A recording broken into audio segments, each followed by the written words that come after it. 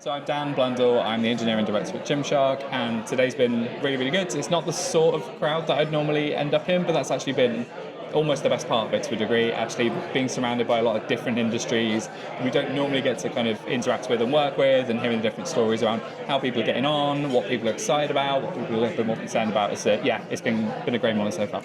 And GymShark, huge brand, we all know it well. AI integration into that company, how has that transformation been for it, and what are we excited about in the short, mid and long term?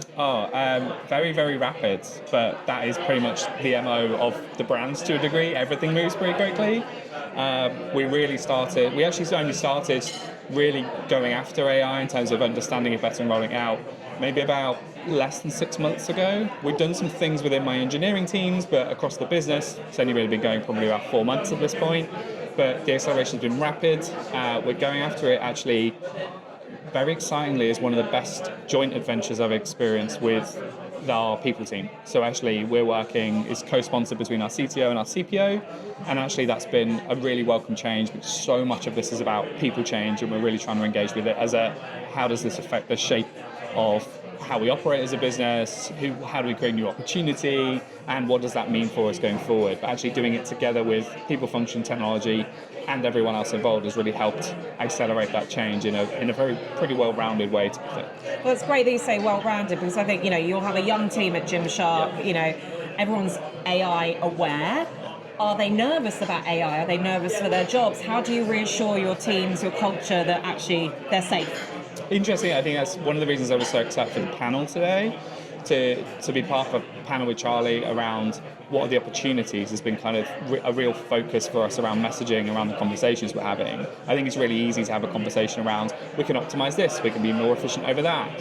And the stock phrase, I guess, that kind of bugs me is, people will be freed up to do other things. And actually a big part of the conversation has been, what things? What are those things, and how do we get and share that message with people over what sort of opportunity we want to be able to create with them, and how we can accelerate the brand through that new opportunity. That's really the focus. Because there's an inherent fear and challenge in what does this mean for me, but the big part of it is, let's make sure we focus on that story and that understanding and engage people in what is the new opportunity then. Because if we can create a really clear picture as we can and engage people in being able to tell that story, we're in a much better spot. And you're moving at quite a rapid pace with AI.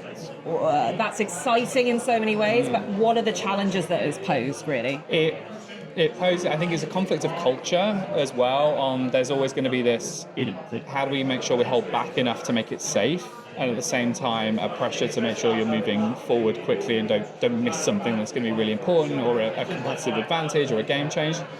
I think one of the real difficulties is around how we balance that.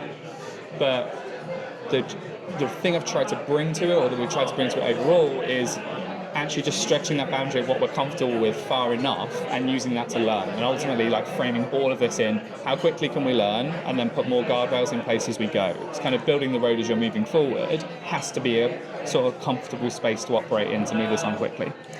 And then just in terms of obviously talking about it within the GymShark culture, it's from bedroom to this huge behemoth of a company. Yeah. How does this fit into the customer journey? How is AI with GymShark working for customers, and how are you making that a top-class experience for them? Being completely honest, we have kind of guided away from using it on our customer experience as a first port of call. And most of that is to try and get your own house in order before you expose consumers to it. So the most AI-ness you'll get is around maybe customer support and the sort of things that customers are maybe more familiar with, some sort of AI acceleration and augmentation as part of that. But broadly speaking, we kind of tried to steer it away from consumer experience, because again, unless we know and we want to uphold this brand identity, unless we really know what we stand for and we can kind of codify and explore that and put that in front of consumers in an authentic way, we maybe don't want to press on that too much. And there's so much other opportunity we can do before we just throw something in front of customers, that we're focusing there at the moment instead. Yeah. And do you think that actually some businesses, in your experience, before you guys have decided to embrace AI, have kind of run before they can walk with this technology? 100%. Well, I say that. I think my hesitance with it is actually more about people who have almost taken the savings before they've achieved the outcome kind of thing. And actually, I start to question on the human side of it, like how much human input and creativity and critical thinking are you losing by almost taking the saving before you've realized the opportunity, and actually by trusting the market a little more to explore that and really engaging with what the opportunity can be. It's not necessarily running too fast, it's more trying to take the upside before you've really put in the work. Fantastic. Okay, brilliant. And just the final. We just want you to repeat your name, your job title again, and then just say. I'll just ask, like, in an event like this, how important is it that we get all these thought leaders together to talk about AI? Yeah. So okay. So just your name and job title. Cool. I'm Dan Blundell. I'm the engineering director at GymShark.